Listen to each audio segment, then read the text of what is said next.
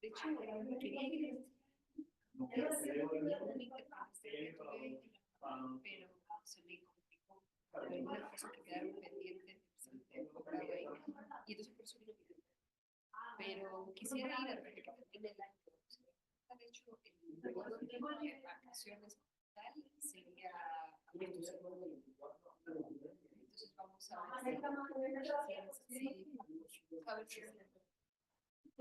ver si la temporada, ¿no? Sí. A ver si puedo.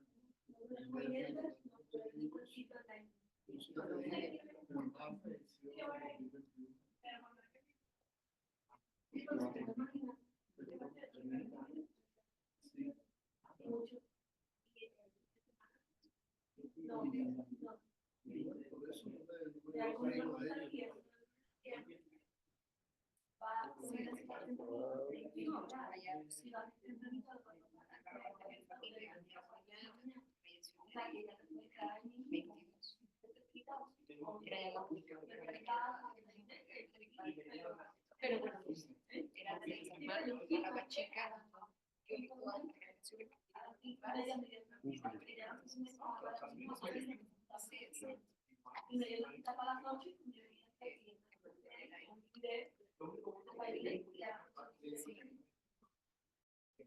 por lo menos vamos a comenzar la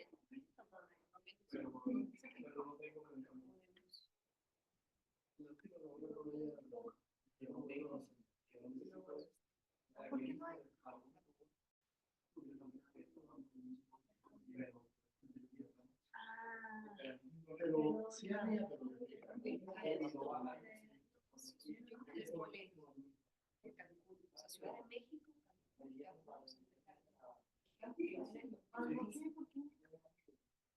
bueno, yo no sé si ha cambiado, pero yo creo que salió de Capital de las 5 a las 6 de la mañana.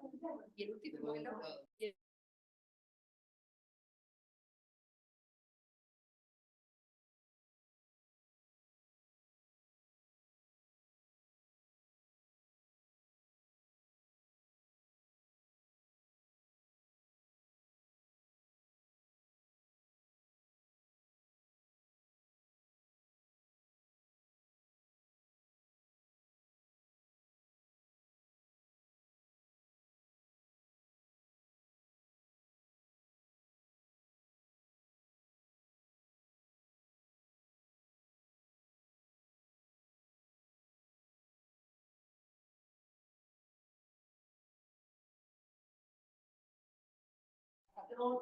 Listo, vamos a empezar.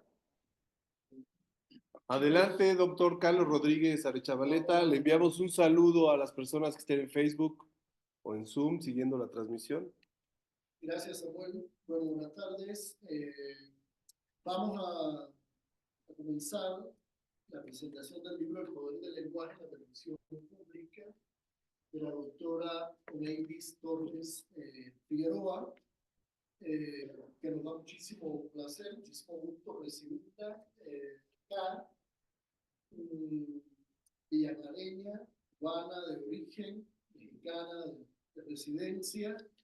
Oneidis fue estudiante de nuestro programa, una estudiante destacada de nuestro programa, y el libro es una reescritura, por supuesto, de lo que fue su tesis doctoral.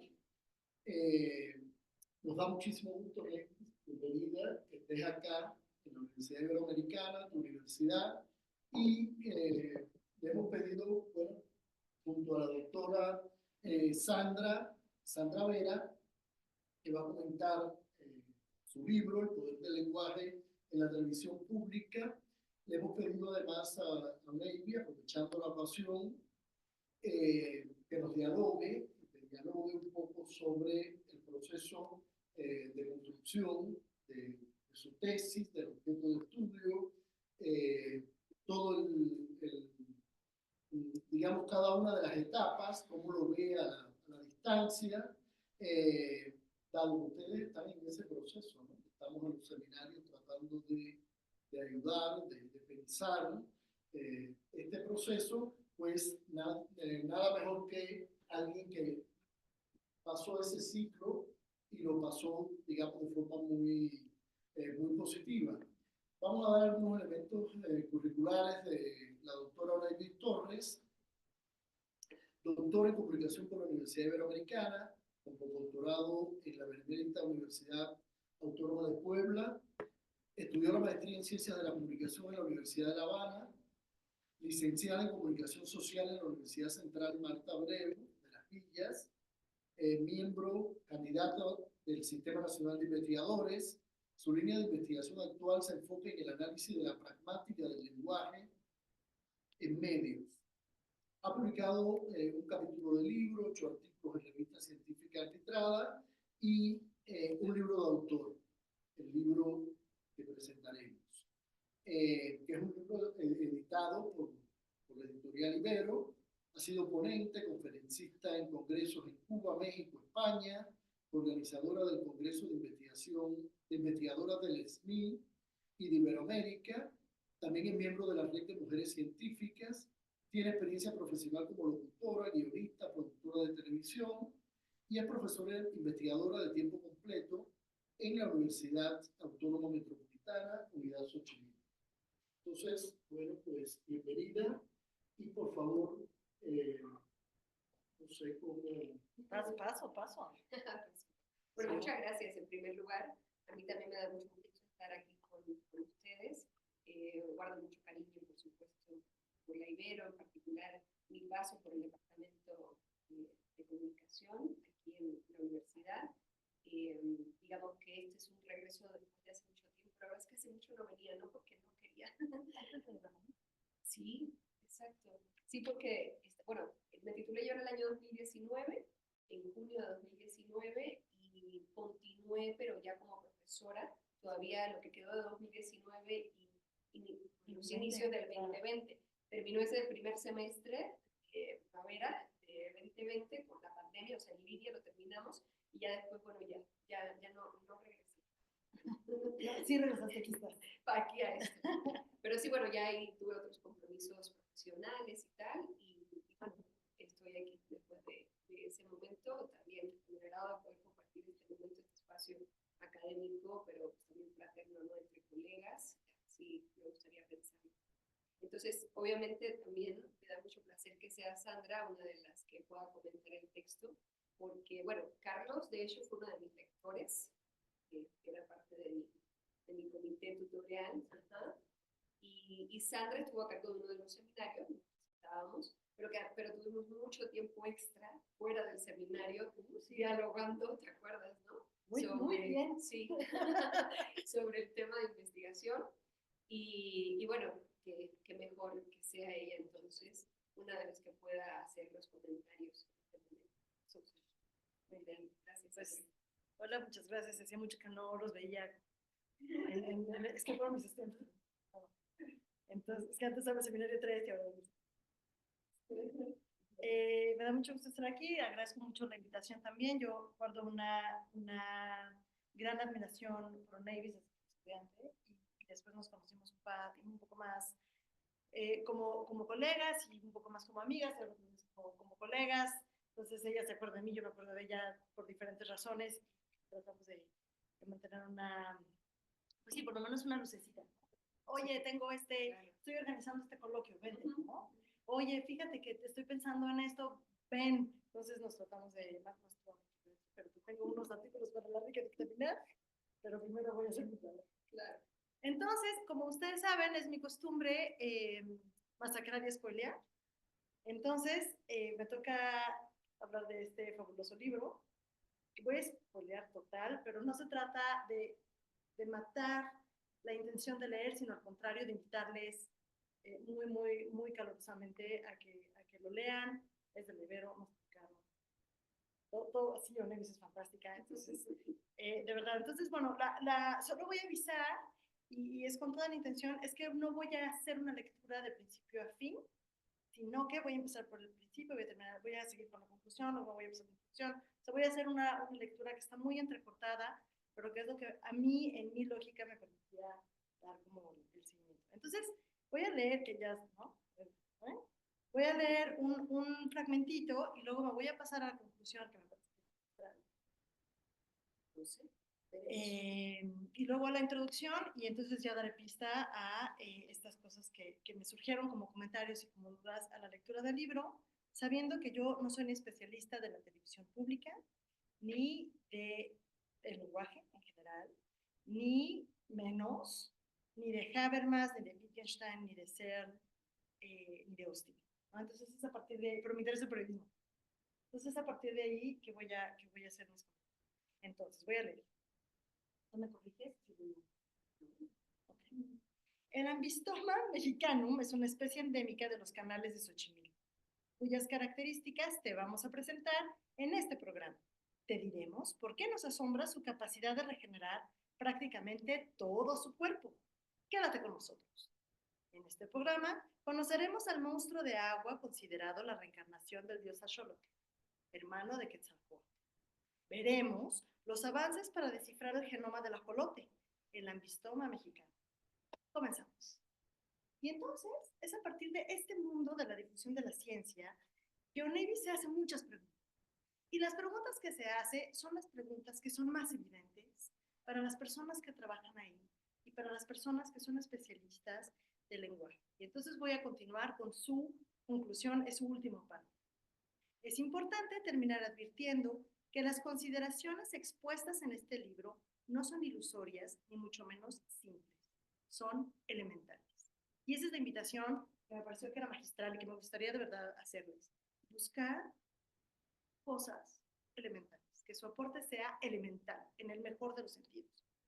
Lo que en algún momento pudiera sonar obviedad es pasado por alto durante la producción de un programa de televisión pública, según lo evidencian 2 años de investigación empírica. Se constató que no se tienen en cuenta esas cuestiones elementales, y entonces eso que parecía obvio hay que explicitarlo, como se ha hecho en este trabajo. Además de demostrarlo, aportamos recursos teóricos que apuntalan la propuesta de un modelo de análisis de intenciones comunicativas para contribuir a la construcción del paradigma de medios públicos de México desde el punto de vista comunicativo. Y esto me parece que es súper importante porque es finalmente ser capaces, y eso ya lo vemos como de descubrir, o sea, no solo de encontrar algo que no existía, sino ser capaces de trascender lo evidente. Y esto creo que es la mayor virtud en un libro, ¿no? Y entonces, ella se hace una pregunta muy sencilla, ¿no? O en principio le parece sencilla, ¿por qué el empleo de diferentes actos de habla afecta las intenciones comunicativas de una televisora de servicio público? Y es aquí donde durante todo el libro va a trabajar en la relación entre el lenguaje, ¿sí?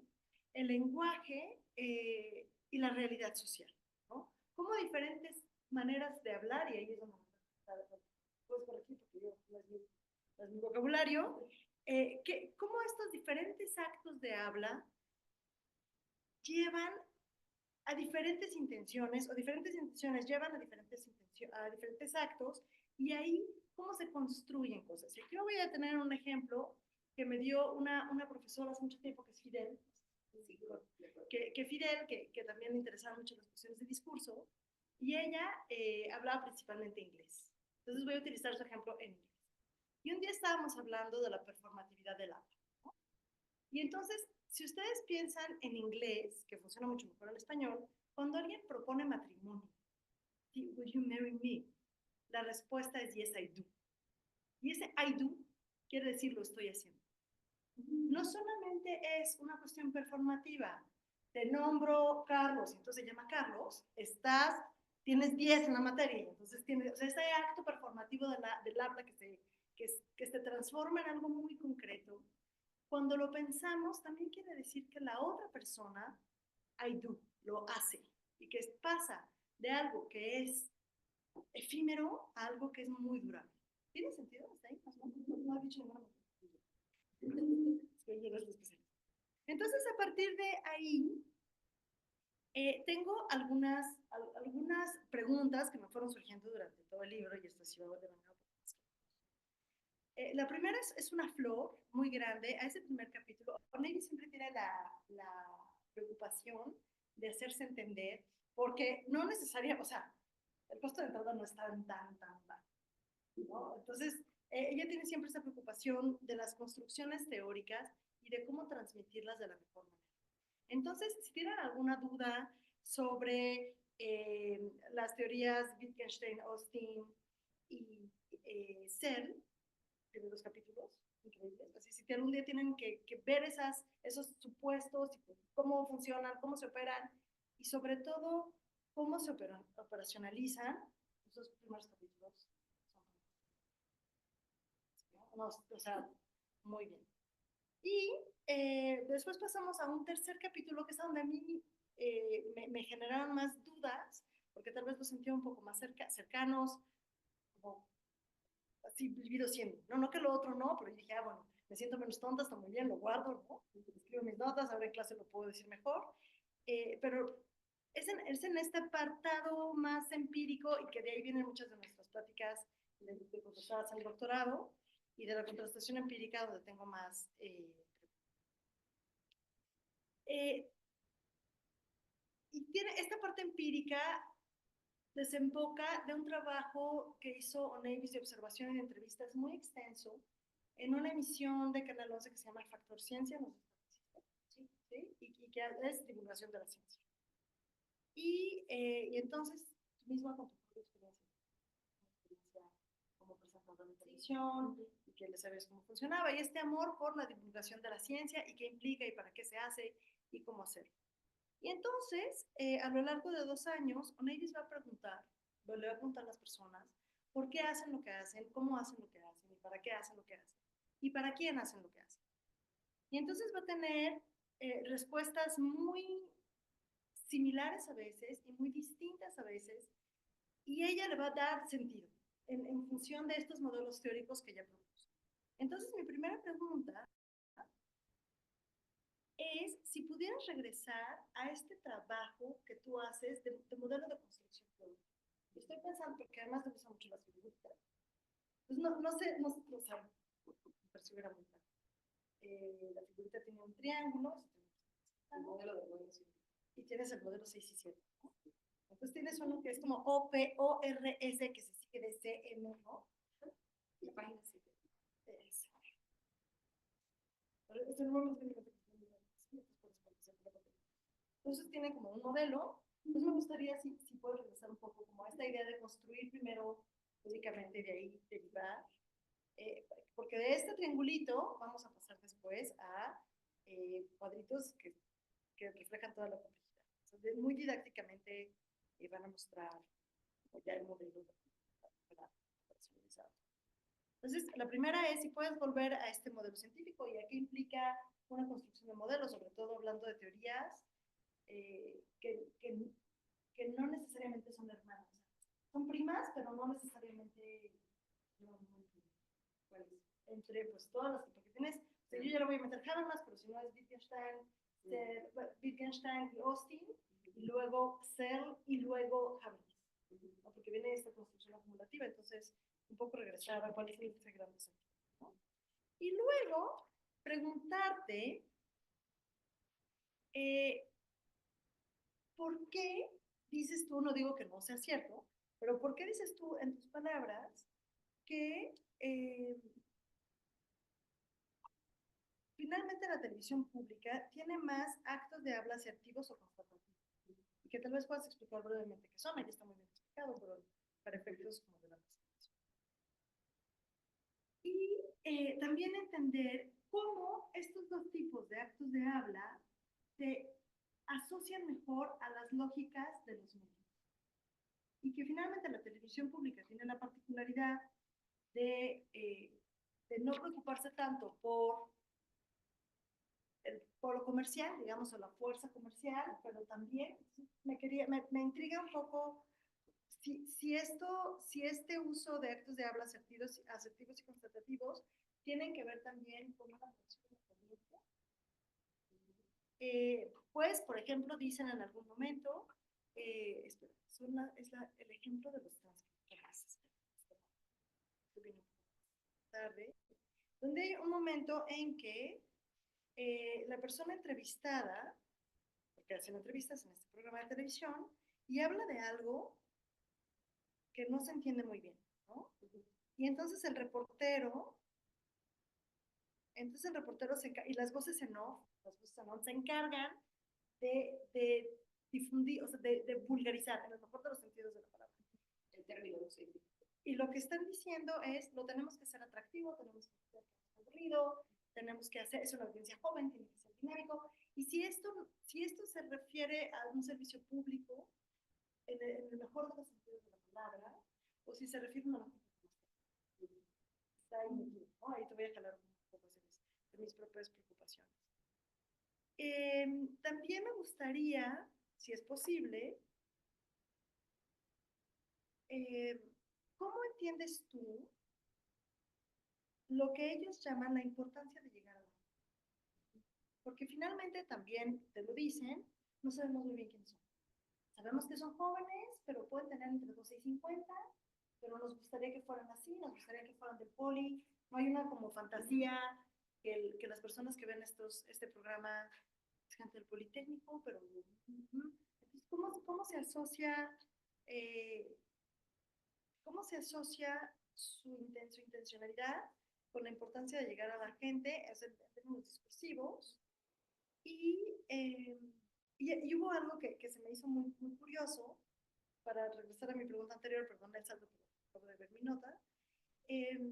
Cuando hablan de los ajolotes, y se me hizo muy curioso, y hablan en el mejor de los términos, vamos a difundir la ciencia, queremos que las personas sepan de esto que está pasando, queremos que sepan que está la UNAM, que tiene un laboratorio increíble, que además este laboratorio tiene un material, tiene hardware así súper sofisticado, pero cuando hablan de los ajolotes, y eso lo digo yo, lo dices tú, hablan sobre todo de sexo y destrucción. O sea, pobre ajolotito, y van a decir que nunca va a madurar, o sea, nunca va a llegar a la edad adulta, pero a partir del año ya se puede reproducir. Entonces hay como muchas alusiones sexuales al pobre ajolotito, que no está ahí y que vive en condiciones terribles. Entonces se me hizo como el ajolote, así como decadente. Y que va a medir hasta 30 centímetros y que, ¿no? Y que se me hizo que era periodísticamente muy funcional, porque estaba hablando como de sexo y destrucción, como si estuviera hablando de otra cosa que no era precisamente científica. Y entonces me pregunto si tú en tus observaciones, que no necesariamente viene aquí por un objetivo, viste como algún dilema, alguna especie de contradicción periodística, de decir, tengo que hablar de la vida sexual de la gente. Mi objetivo es que la chaviza sepa que existe un laboratorio que es muy bueno. O sea, no sé si hubo como alguna especie de dilema moral ahora que estoy en los predicamentos. Y también me gustaría, si es posible, que regresaras un poco para cerrar ya con tu conclusión a los diferentes aportes que puedes hacer. Como hoy a 5 años, 6, o sea, de la tesis, que ya lo descansaste, que lo hiciste el libro, lo cualificó tu trabajo intelectual, ahora que eres profe, las plazas existen, ¿no? O sea, no son los papás, generalmente son los papás, pero a veces, ¿no? Pero Sucede. Sí, o sea, el día que dejen de creer en Santa deja de traer regalos, pero puede ser que traiga regalos. ¿Qué aportas? Porque los aportes pues van cambiando con todo el tiempo va a pasar. Y hasta aquí. Gracias a ti, bueno, lo primero que Sandra invitaba a que regresáramos era retomar este esquema, que precisamente se llama así, modelo del modelo científico. Esto no es mío. De López 2005. Sí, o sea, no, López Austin es el coordinador de este libro, El modelo de la ciencia y la cultura, que es el resultado de un seminario en la UNAM, que invitó a varios colegas a comentar precisamente sobre qué cosa era un modelo, ¿no? Y a mí me llamó muchísimo la atención desde que yo llegué a este texto porque quienes estudiamos comunicación, por lo menos desde la licenciatura, quizás ya en el doctorado nos habla de los modelos y teorías de la comunicación, pero la licenciatura empieza sabiendo qué cosa era la lógica modélica, ¿no? Cuál era el modelo matemático de la información y la comunicación. Y hablamos todo el tiempo de modelos, pero nunca hay un cuestionamiento por el qué hace que eso sea un modelo. Porque además te van diciendo cómo se va evolucionando en el estudio y la investigación de la comunicación a partir de un contexto determinado, pero que siempre hubo énfasis en buscar, o por lo menos intentar buscar el éxito, ¿no? En esa eficacia persuasiva, en el efecto deseado, en fin. Y en este texto, el modelo de la ciencia y la cultura, de este colectivo de autores con el que participaron en el seminario de la UNAM, pues hacen un modelo del modelo científico. Y básicamente del modelo más básico en la ciencia y la cultura, que es el llamado modelo de caja negra, que es un modelo que permite esquematizar a partir de una aproximación a un objeto de estudio, una parcela del conocimiento, algo que permitiría ser, o sea, que nos permitiría generalizar, ya sea en la ciencia o en la cultura. Entonces, este triángulo que Sandra me hacía regresar a él, tiene que ver con que hay un objeto de estudio que es la O, que nos representamos cognitivamente cuando lo investigamos. Todas y todos ustedes en este momento están precisamente en eso. O sea, a partir de algo que es de su interés, intentan hacer una representación cognitiva como a través de lecturas, a través de conversaciones con sus profesores, profesoras del seminario o externos, incluso quizás viendo algún documental, películas, materiales audiovisuales o no, solo de sonido, podcast, etcétera, en internet. Bueno, y se da entre el momento en el que decidimos una parcela o un objeto que queremos estudiar, un objeto de estudio, se da efectivamente una producción de esa representación cognitiva que nunca va en un solo sentido. Por eso la flecha es bidireccional, porque asumen estos autores una posición ahí quizás constructivista, donde se va y se viene todo el tiempo del objeto de estudio a esa representación cognitiva y viceversa. Entonces, en ese sentido, cuando una vez que nos hemos representado cognitivamente ese objeto de estudio, hay un proceso que es, además de pues, académico y científico, es también creativo, porque tienes que encontrar la manera de esa representación cognitiva simularla, o sea, transcribirla a un modelo, que básicamente es un esquema que usa figuras geométricas, flechas, etcétera, y todos los elementos que formen parte de ese modelo, además de ser creativos, pues tienen que ser congruentes con lo que se está pensando. Y bueno, finalmente cuando se hace esa simulación, pues viene un momento de contraste o de validación, donde tendrías que ir efectivamente de nuevo al objeto de estudio para poder contrastar lo que simulaste. Y para este modelo hay unas diferentes fases que deben cumplirse.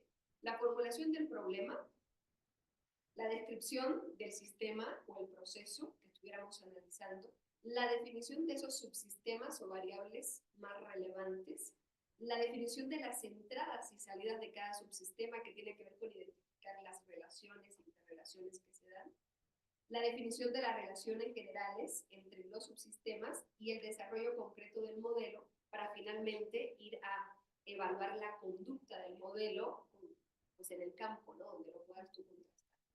Entonces, este modelo del método para la construcción de ese modelo básico o de caja negra fue precisamente el método que yo utilicé para entonces proponer el modelo de análisis de intenciones comunicativas, que es, digamos, el resultado más palpable, o por lo menos didáctico, vamos a usar la palabra que dijo Sandra, ¿no? Que se pudo ver en la tesis y bueno, aquí en el libro, por supuesto, también.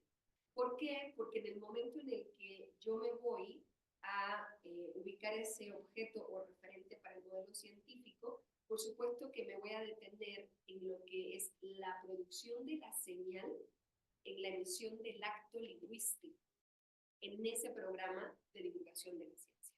Entonces ese era mi objeto. O sea, yo partía de ahí. Y a partir de ahí es que yo daba énfasis, o trataba de poner un énfasis en la producción misma, en la emisión misma. Pasa algo en comunicación que es muy común y que tiene que ver con que abundan los estudios de recepción.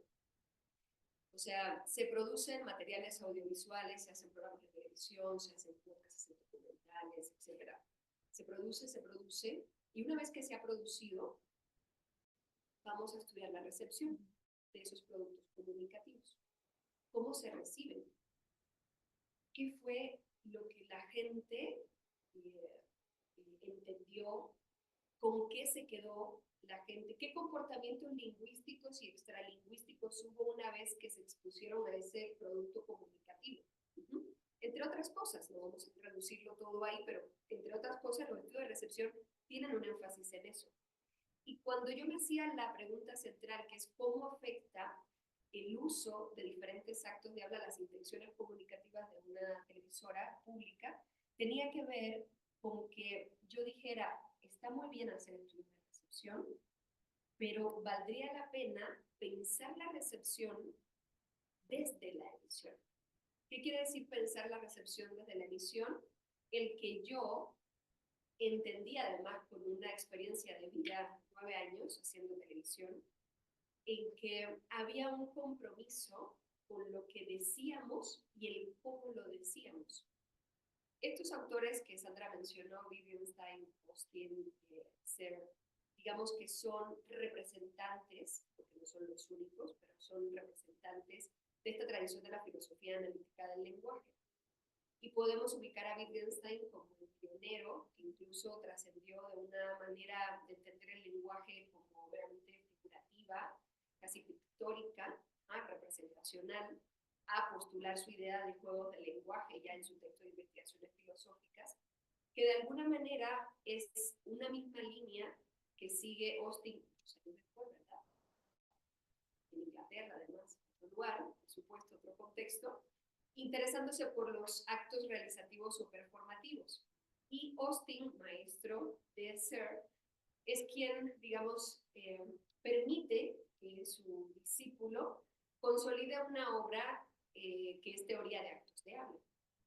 Y la teoría de actos de habla es la obra que sustenta una teoría que se llama teoría ontológica, o sea, la teoría general de la ontología social, o la construcción de la realidad social, que también es de la autoría de Searle.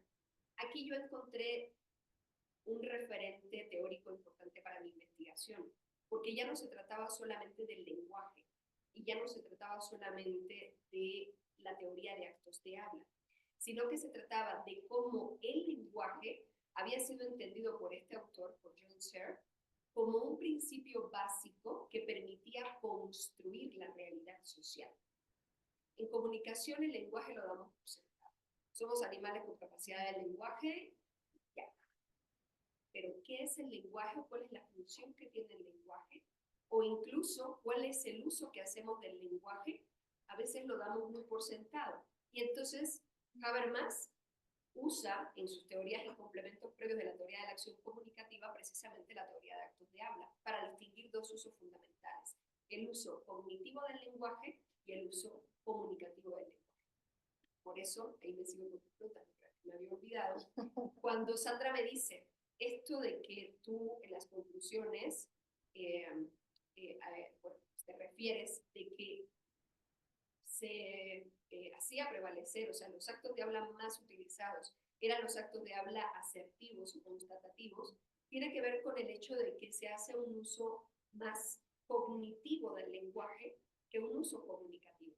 Pero no pasa solo en la televisión pública, ni se entiende que eso sea incluso constitutivo solamente de la televisión pública. En el uso del lenguaje ordinario, cotidiano, que tenemos constantemente, es el tipo de uso del lenguaje que más hacemos.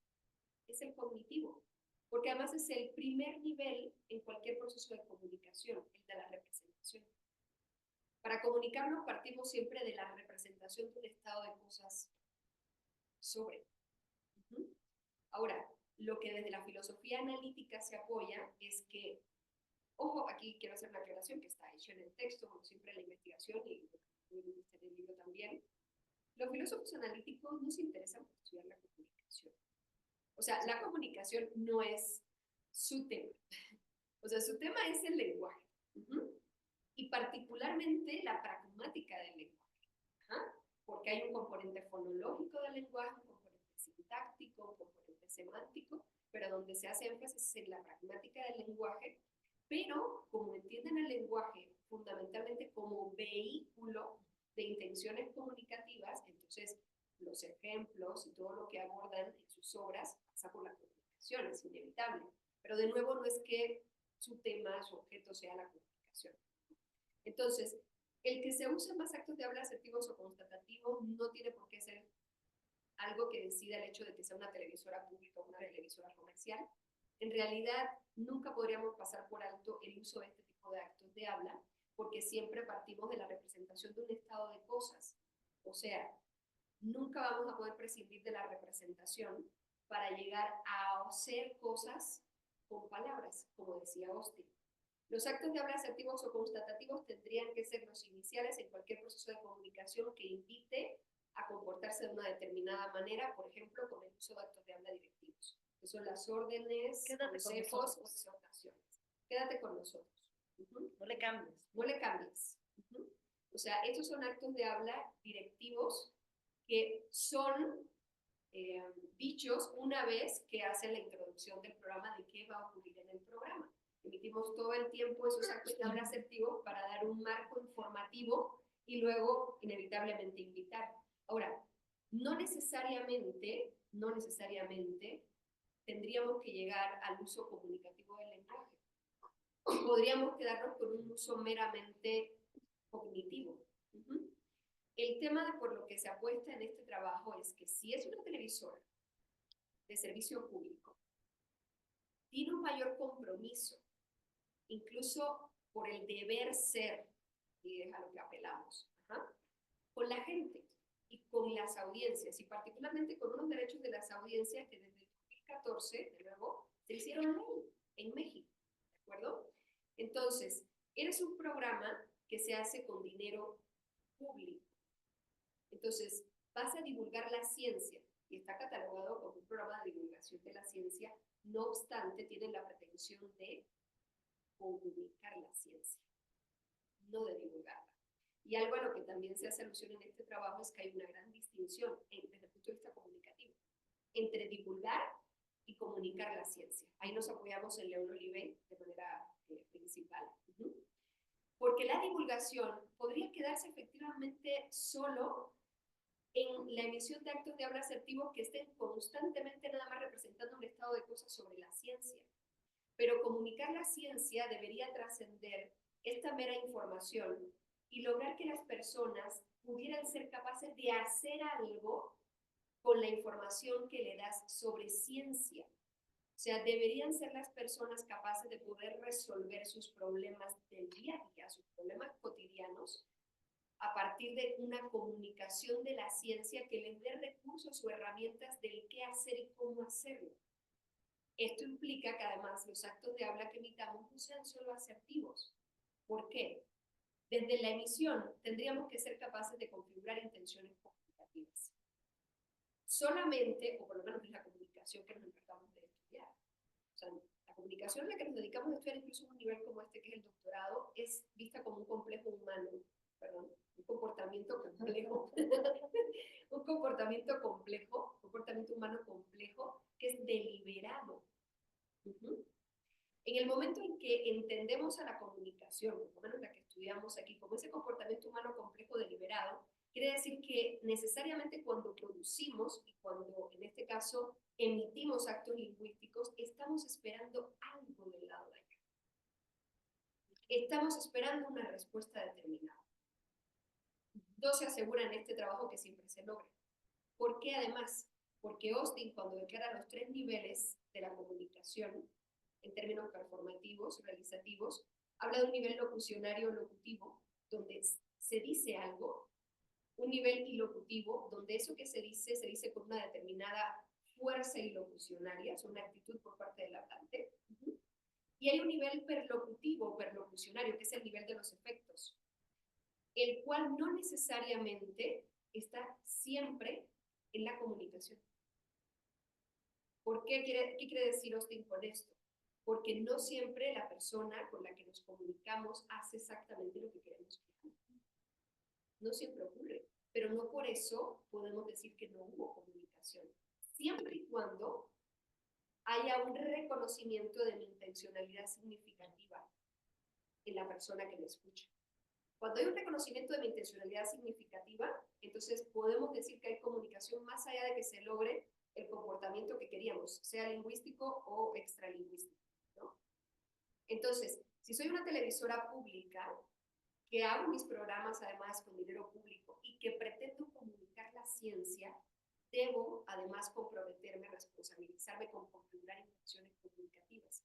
Por eso, en mi trabajo, lo que yo intento dar a entender, y por lo tanto por eso propongo, un modelo de análisis donde podamos partir de analizar si se configuran intenciones comunicativas en un determinado programa, como lo hice yo, pero que una vez propuesto el modelo, que no debe ser el gran modelo teórico de la comunicación, ni mucho menos, es solo un modelo de análisis, ¿no?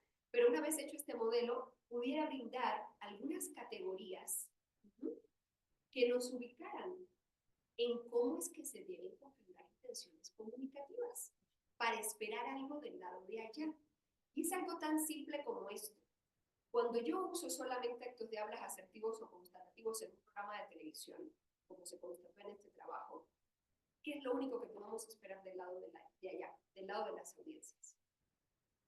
Si yo solamente estoy representando un estado de cosas sobre el ajolote, por ejemplo, si solamente estoy dando las características del ajolote, cómo se reproduce, cuál es su manera de regenerarse, ¿qué puedo esperar yo como comunicadora, y en este caso como emisora de esos actos lingüísticos del lado allá de las audiencias? No va a haber ningún cambio. O sea, no va a producir acción, solo te van a escuchar, pero no va a producir un cambio de actitud, por decirlo. O sea, no va a producir una atracción en el tiempo, yo creo. Claro, ¿cómo te llamas? Elizabeth. Claro, no puedo esperar que eso ocurra. Claro. Tampoco puedo garantizar que lo haga. Porque tal vez una persona puede inferir cosas. ¿Cuál era el objetivo fundamental de ese programa? Cuando yo lo pregunté al equipo de producción. El equipo quería precisamente ir al CIVAC, que es un centro de estudios de la UAM, ¿cierto? Casualmente. Entonces, y ahí en el CIVAC, pues cultivan el ajolote, así le llaman. Si fuera plantita, pues así se le llama. En el laboratorio lo cultivan y tratan de explorar esas propiedades de regeneración, etc. Y tratan de buscar las maneras de ver cómo pudieran limpiar los canales de Xochimilco. El ajolote no está en peligro de extinción. El gran problema es que cada vez más le cuesta sobrevivir en un hábitat natural que son los canales de Xochimilco. Entonces, cuando le preguntas al equipo, no, pues quisiéramos que la gente haga algo por evitar que sigan contaminándose las aguas de Xochimilco. Pero eso es lo que dicen en la entrevista. Cuando sale el programa, no hay ninguna intención comunicativa que se ha configurado con ese objeto. No lo hay. No lo hay porque, para empezar, cuando preguntas cuáles son las audiencias de ese programa, el público en general. Todos los mexicanos y mexicanas. Pero eso sí es un asunto que podría ser complicado desde la definición de la televisión pública. ¿Por qué? Porque la televisión pública dice, es que hacemos televisión para todas. Incluyente. Exacto. Y en las parrillas programáticas, ¿no? Pues es población en general. Pareciera que si dicen otra cosa, efectivamente podrías estar excluyendo. Cuando quienes hacemos comunicación y quienes estudiamos sabemos que la comunicación no puede tratarse de receptores ocasionales. Entonces se habla de destinatarios y destinatarias. Más allá de que tú puedas tener receptores ocasionales, de que quien quiera, porque puede, por el alcance que tiene, Canal 11, etcétera, puede sintonizar el programa, es clasificación A perfectamente, ¿no? O sea, accesible a todo público y lo que sea. Pero si tú quieres comunicar la ciencia, tienes que pensar en a quiénes les estás diciendo. Porque no puedes comunicar la ciencia de la misma manera a una señora ama de casa, a un investigador del poli, a un estudiante del poli, a alguien que estudia comunicación. Bueno, o sea, no es posible. No se pueden configurar intenciones comunicativas a todo el público. Y en el modelo lo que trato de describir es qué tener en cuenta para configurar esto. Yo solamente puedo esperar, Elizabeth, que las personas conozcan de la forma. O sea, cuando uso actos de habla y asertivos y constatativos, lo único que yo puedo esperar del lado de allá es que haya un mayor conocimiento de eso. Además, claro, por supuesto. Entonces, con algo tan elemental como saber qué tipos de actos de habla utilizar para... No, es que quisiéramos que los habitantes de Xochimilco utilizaran mejor la chinampas para... Eso fue una entrevista, voy al programa, todo el análisis de actos de habla por actos de habla. ¿A dónde está eso? O sea, ¿en qué momento tú te dirigiste a esos destinatarios diciéndoles cómo pueden usar la chinampas? Porque lo explican. O sea, si lo haces, le pones el barro, le haces el cuadrado. Pero ¿por qué no les dices? Aquí el tema está. Alguien dice, bueno, a lo mejor alguien de Xochimilco ve el programa y dice, oye, debería pensar en el ajolote, aunque no me lo digan. A lo mejor simplemente, ¿no? Le sale la buena voluntad, ¿no? De decir, oye, déjame pensar sobre esto, voy a investigar más y ver qué puedo hacer, porque al final yo habito aquí, ¿no? El problema es que como productor de televisión, productor comunicativo, como comunicador de la ciencia de manera particular, no puedes esperar algo que no configuras de manera intencional. Entonces, no puedes esperar que alguien escuchando mucho del ajolote se anime a seguir sabiendo de él y a cuidarlo. En comunicación, el uso del lenguaje estará en correspondencia de lo que puedes esperar. Cuando vayamos a hacer un estudio de recepción de ese programa, lo que tendríamos que hacer en el nivel comunicación sería darnos cuenta qué tanto falló nuestra configuración de intenciones comunicativas. En tanto, lo que configuré no logró lo que yo esperaba. El problema está en que ni siquiera se configura nada. Entonces, los estudios de recepción es una manera ya de ir muy después, ya es una manera reactiva de intentar entender algo que no tuviste en cuenta desde el inicio, de una manera muy elemental, de nuevo, que no quiere decir simple, porque pues hasta el día de hoy parece que, y va desde el propio hecho, y ocurre incluso con nuestros estudiantes de comunicación, de irse a producir con una escalera, de irse a entrevistar con una escalera.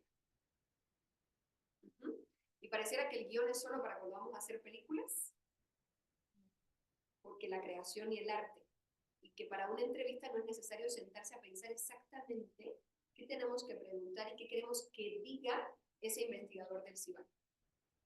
¿Cómo invitar? Entonces, cuidamos nada más el uso de un vocabulario que sea accesible, claro, traducimos todos los términos para que la gente lo entienda y todo, pero se queda eso solamente en el uso cognitivo del lenguaje y no trascendemos el hecho de que pueda haber una dirección de un comportamiento al que se invite y que pueda haber algo más allá, que es el acto de habla más importante, el de las declaraciones.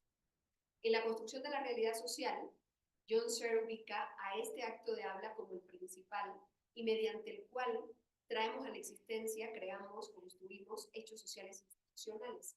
Tiene que ver con que declaramos funciones de estatus con la forma de una regla constitutiva, que quiere decir que constituimos un hecho representándolo como que existe. Entonces, básicamente así se ha traído a la existencia la propiedad privada, dice John Searle, la familia, los gobiernos, las universidades, la educación.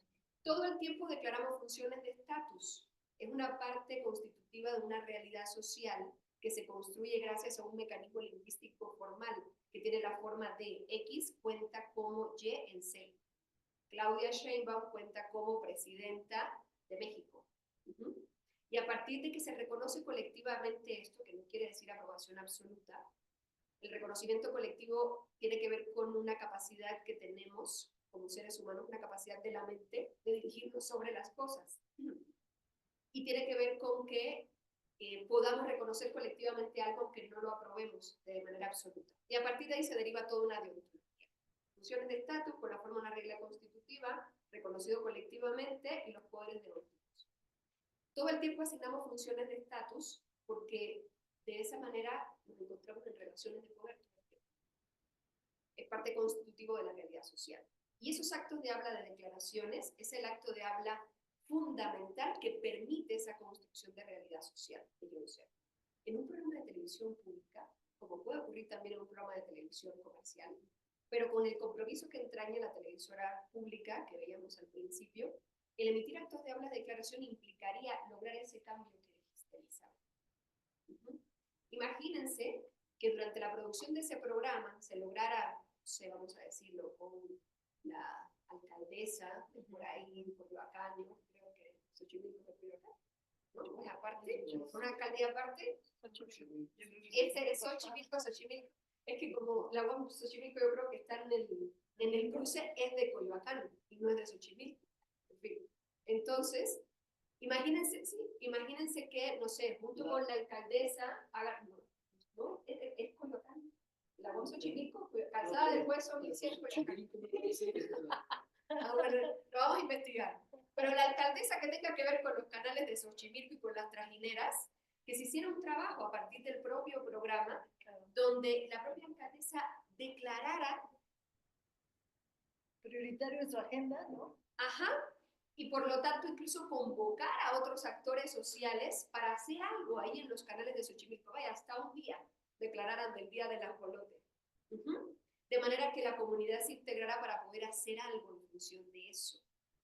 Meramente con un acto de habla de declaración podría mostrar en la existencia un hecho social e institucional que derivara de una deontología en términos de deberes, derechos, obligaciones, permisos, atribuciones que se tuvieran con respecto a ese problema, para intentar darle una solución.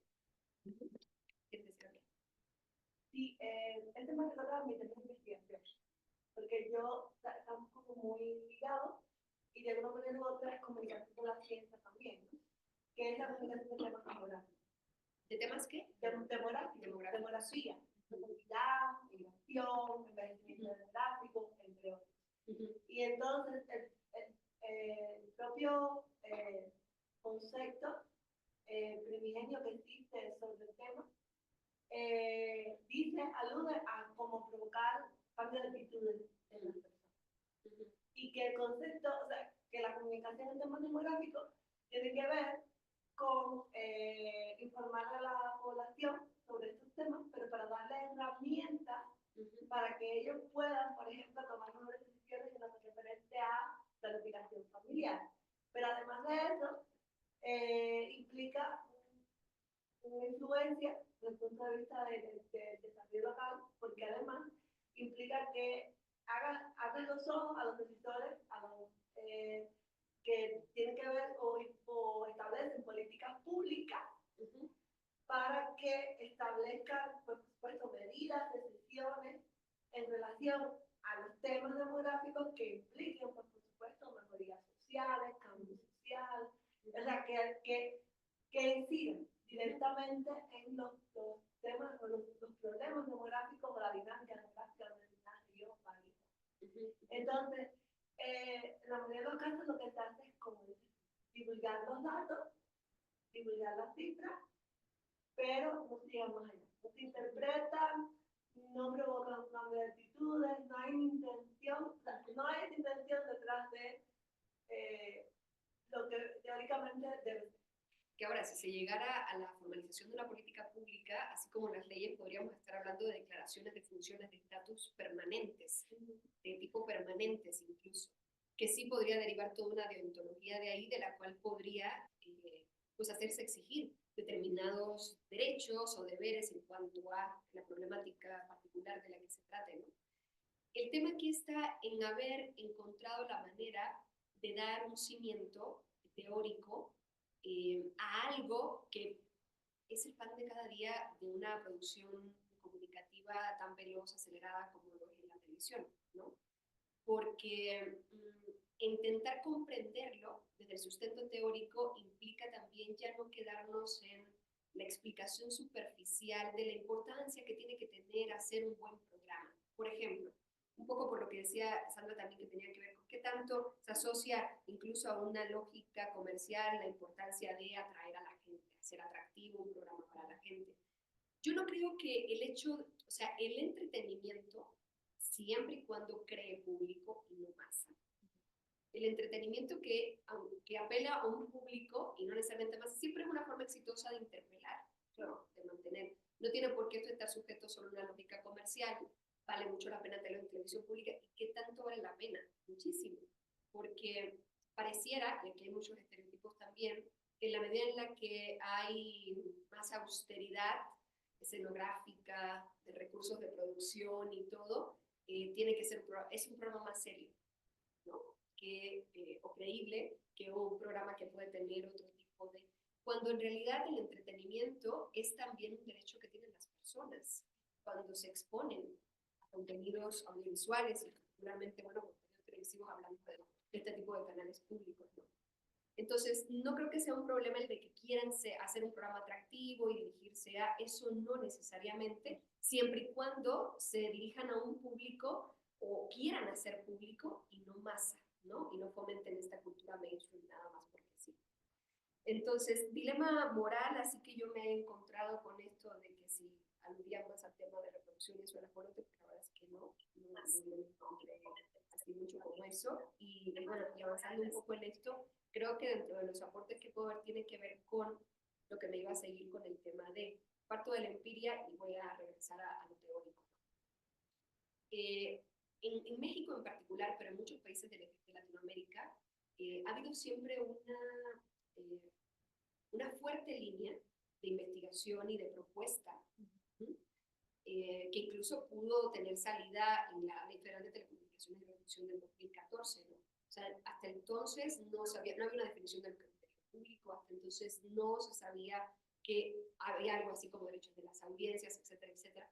Y es común que todo el tiempo digamos, es que los medios públicos, incluso los de uso social, educativo, etcétera, o sea, tienen que pensar en cómo lograr una mayor calidad, cómo lograr hacer mejores programas, porque es que la gente tiene que verlo.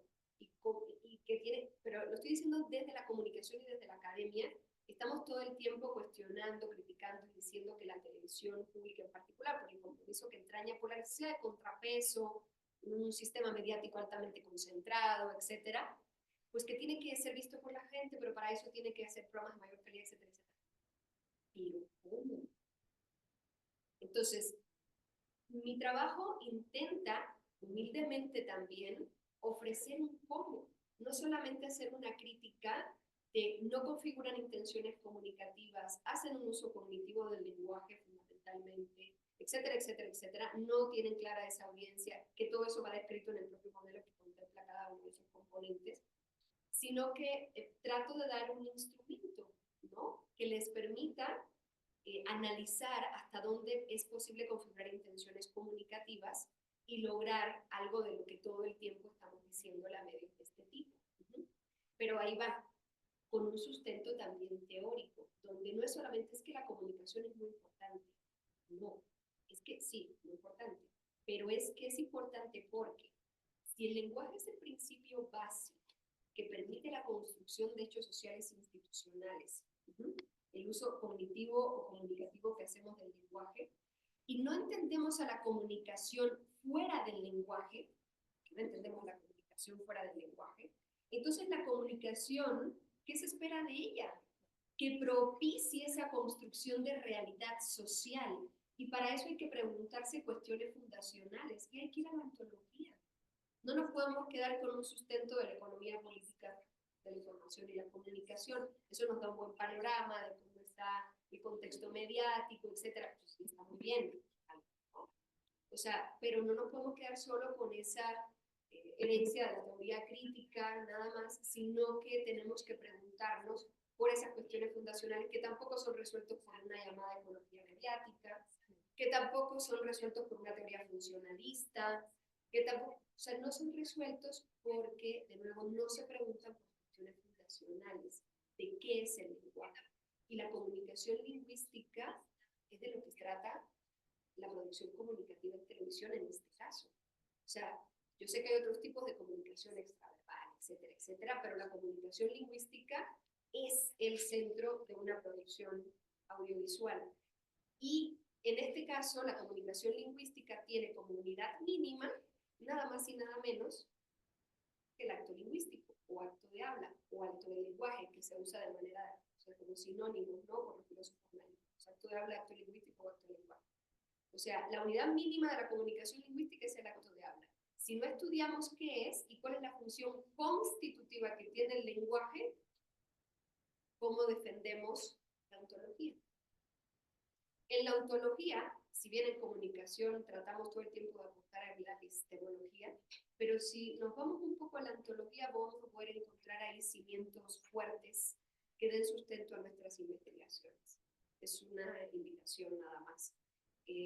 Porque precisamente con la epistemología lo que hacemos es recuperar aquellas cosas que desde el punto de vista ontológico dependen o no para existir y lo traemos mediante el sello del lenguaje a nuestra realidad social.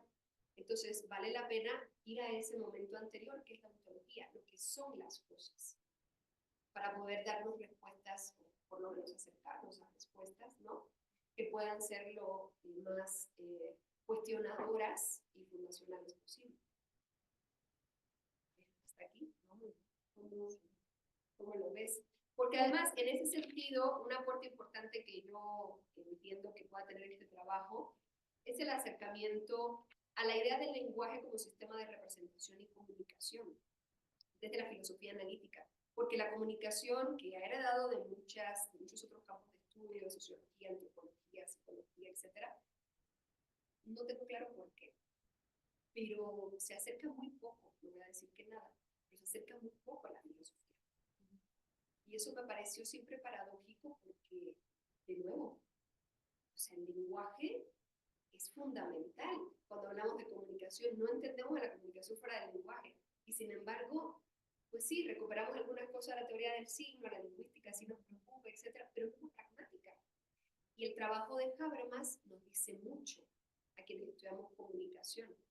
O sea, actos de habla, o sea, la pragmática del lenguaje, la manera en la que usamos el lenguaje, puede ser vital para entregarnos a procesos de argumentación, de diálogo, etcétera, que es un ámbito además muy fértil en comunicación, muy fértil. Entonces, por ahí podemos también sacar algo de provecho.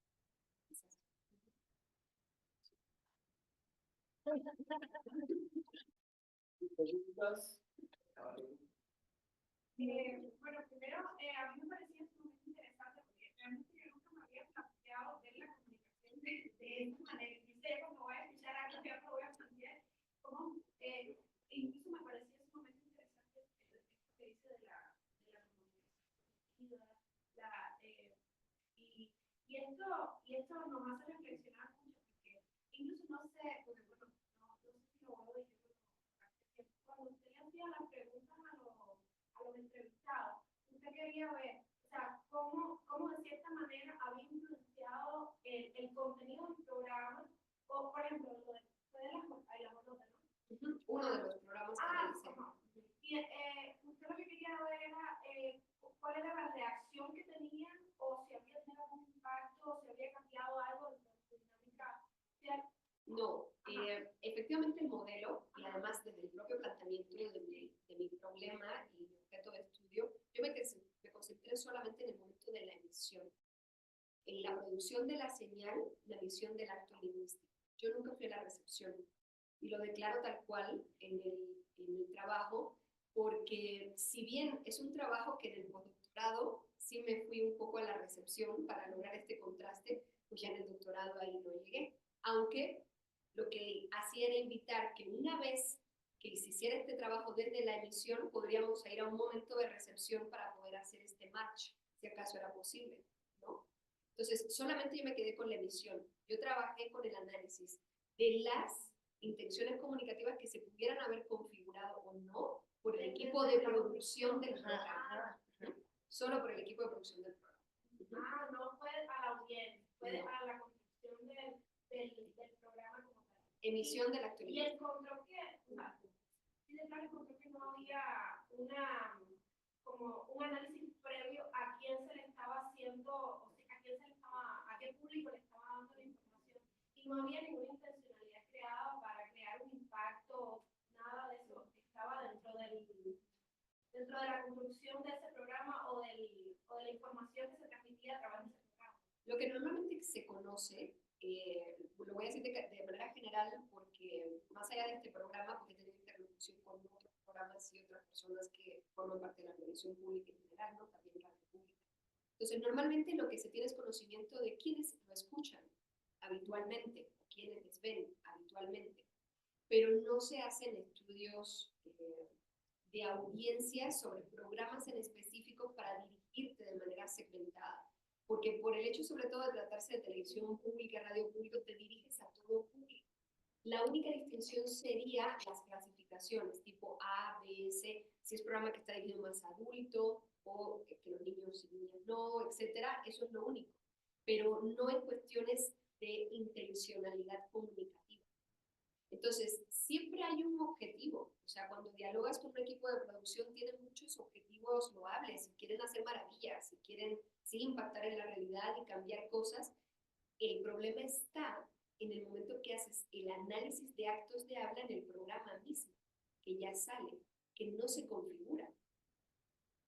Y no se configura por el simple hecho de dar por sentado que si hablas del ajolote y caracteriza su situación, alguien lo verá y dirá por buena voluntad nada más que quizás podría hacer algo.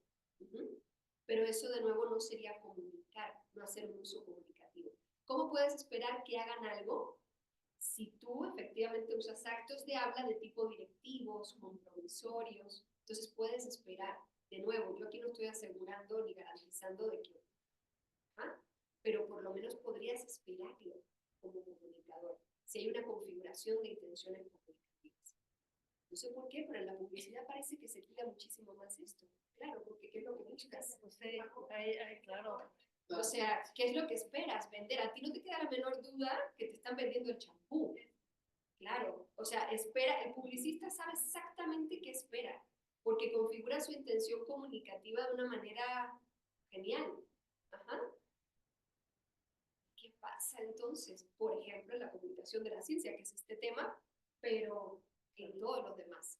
Es un asunto que se trata precisamente de, no es que sea ni muy difícil, ni que sea, o sea, simplemente se pasa por alto, se da por sentado. Y por eso la importancia de que la televisora pública se tomara con mayor seriedad, ¿no? Gracias a ti.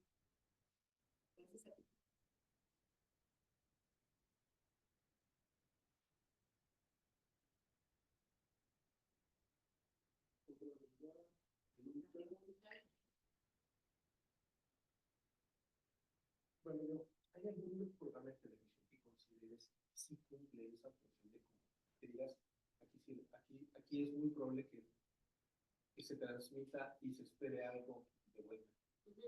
Mira, no me dedicaba a hacer análisis de actos de habla. En todos los programas, ciertamente lo que más abunda en todos los programas es un uso cognitivo del lenguaje. Lo ves en los programas de noticias, lo ves en los programas de debate y análisis político, lo ves en los programas de ciencia, lo ves en... Entonces, pareciera que han dejado a la propaganda y a la publicidad la configuración de intenciones comunicativas. Con esa invitación, con esa exhortación, a veces casi hasta orden, que te dan en ese tipo de producciones. Entonces, no te puedo decir que no haya ninguno, pero tampoco te puedo decir que haya muchos, eso no. Ahora, que sí se hace y donde lo veo más es en ese tipo de producciones, las que buscan precisamente la influencia ideológica, por una parte, o pues, que buscan exactamente la compra de determinado producto.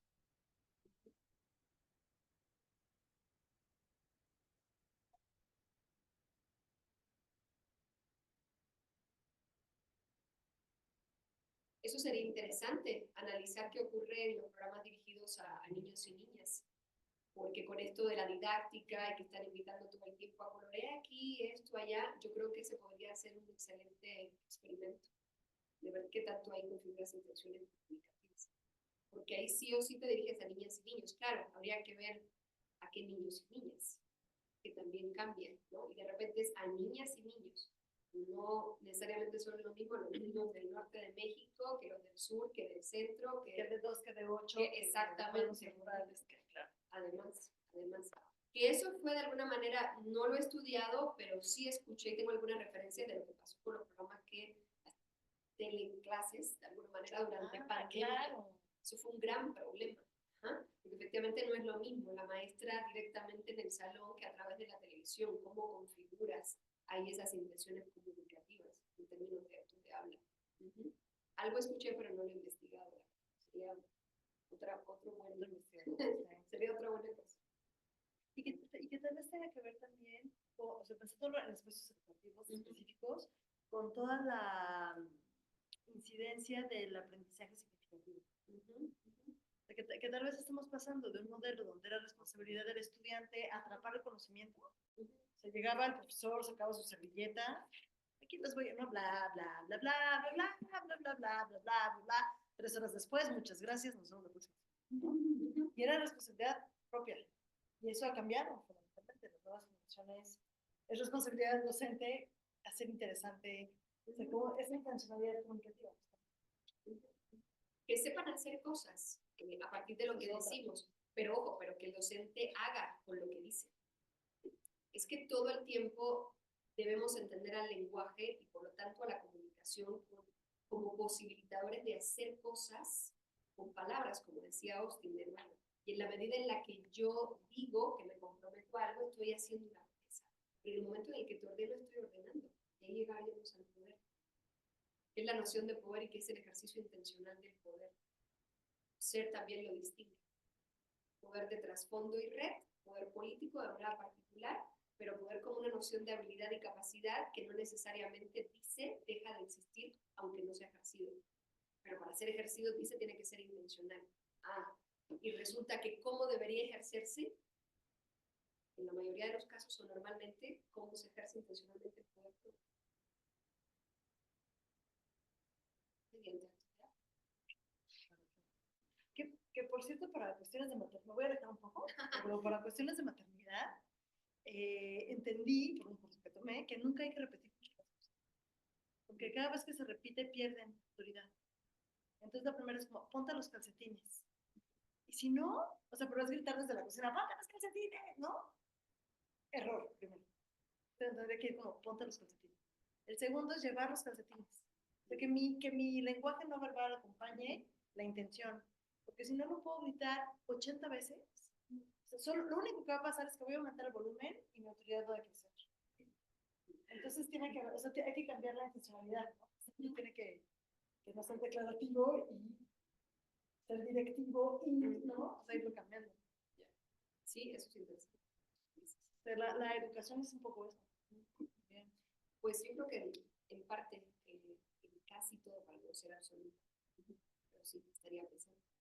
Hace como 30 años o 25 años salí por una televisión llamada El Mundo de YouTube. No sé si se acuerdan de los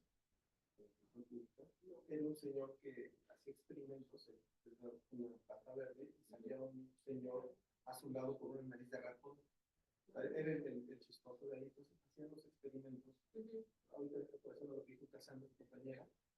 Entonces, ese programa, bueno, se transmitió algunos años. Nunca se supo bueno, nunca se dio a conocer la penetración que llegó a tener. Pero años más tarde, este señor de la Universidad de científico vino a dar una plática en un mundo. Y fue tanta la gente a ver los que gente se quedó afuera, no entraba a la auditorio, no sé por qué, ¿no?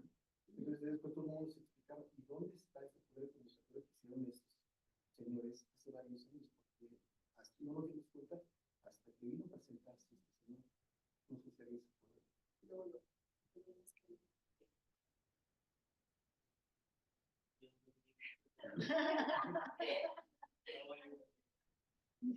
Todavía no había nacido.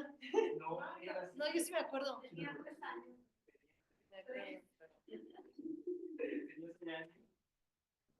Yo pensaba, me sugería pensar, es fascinante, digamos, creo que lo captó muy bien Sandra cuando dice, lees la cita del elemental, lo elemental, algo que es autoevidente en apariencia, per se, es una contradicción, pero cómo Oreille construye la aproximación, lo convierte en objeto de estudio desde la teoría, es decir, lleva a esta contradicción tan elemental que pasa por alto a la observación vivencial, que es parte y desaparece como contradicción.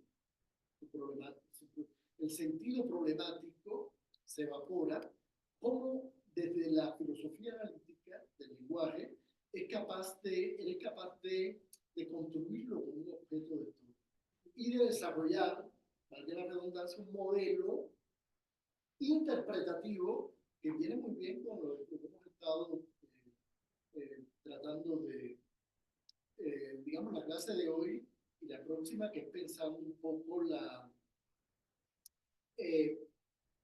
derivación, el objeto de estudio como derivación lógica de modelos teóricos previos y cómo la inferencia es un salto al vacío, de cierta forma. Es decir, partes de presupuestos explícitos ex antes, pero derivas a partir de ciertos enunciados que tú construyes, derivas conclusiones probables que no se han demostrado, ex post. Entonces, implica un salto al vacío. Y en este sentido, pues yo creo que te queda redondo realmente. Yo lo he entendido ahora mucho mejor. En todas las sesiones que estuve de miembro del tribunal, ahora es que lo voy a entender. Eureka. Puedo decirles algo. Ese salto al vacío que dice Carlos, o sea, en cada coloquio, siempre. Pero yo me quedé con algo que él se dio cuenta que me había quedado con eso, o sea, lo plagiaba siempre, porque en algunas asesorías me hizo ver esto de las derivaciones propositivas. Desde que Carlos me habló por primera vez de eso, dije, claro, pues eso es lo que yo estoy haciendo.